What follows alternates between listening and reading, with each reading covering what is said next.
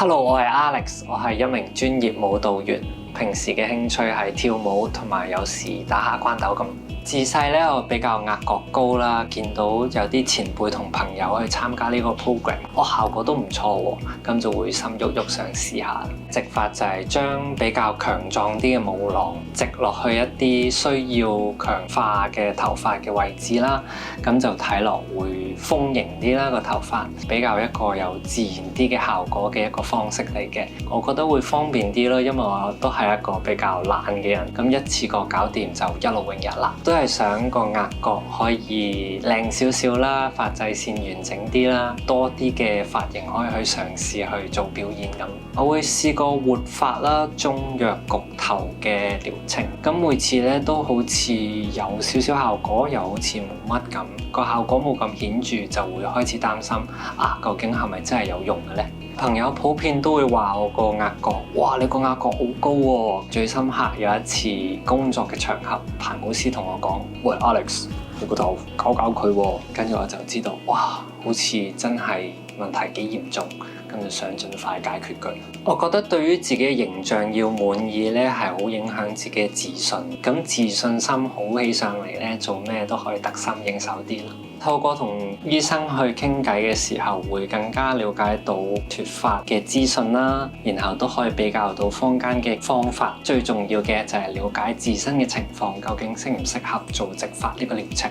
都非常之期待之後嘅成果究竟係點。關於植髮嘅過程，瞓喺手術床上面咧，咁都幾得意嘅。打麻醉針嘅時候就要吸入一啲麻醉嘅氣體啦，咁途中咧 feel 到右邊頭皮就好似有啲髮夾夾住頭髮嘅感覺，咁我就諗住整啦，跟住醫生就話唔好，原來嗰個過程咧係打緊麻醉針噶啦，咁但係嗰度已經係最唔舒服嘅位置，之後成個過程都冇乜特別感覺嘅。我會覺得收尾嘅時候反而會比取髮同植髮嘅過程更加痛。過程中咧，喺我有意識嘅時候咧，同醫生同姑娘可以閒話家常咁樣講下笑，咁然後到麻醉得勁啦，跟住就成個過程都係咁瞓覺，咁所以過程都幾舒服。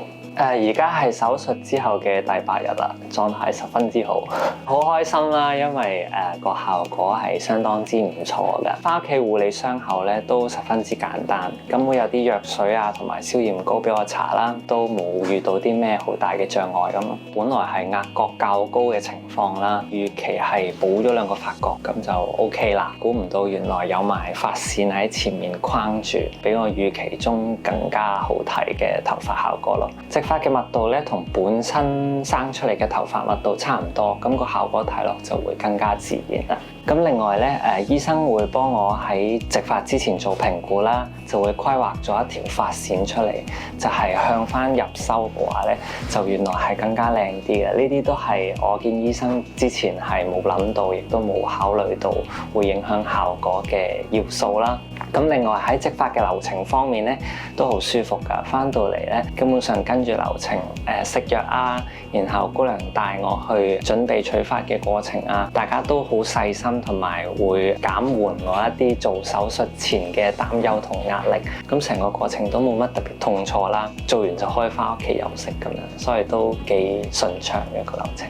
做完手術之後咧，因為都要開始返工啦，同事都冇好留意到我有做完手術後嘅症狀啦，都唔需要擔心話成個頭好多傷口，血淋淋咁樣。成個過程我都係好似平時咁樣啦，基本上日常生活都冇乜影響。好期待6個月之後嗰個效果究竟會係點樣呈現？因為依家嘅狀態，有啲朋友話其實依家都已經好 OK 咯，補咗條髮線。咁有好多朋友都話你做完手術1個禮拜已經靚仔咗咁多啦，咁樣咁跟住就會話我都想植髮喎咁樣。咁所以都幾期待6個月之後最自然嗰個呈現究竟會係點樣？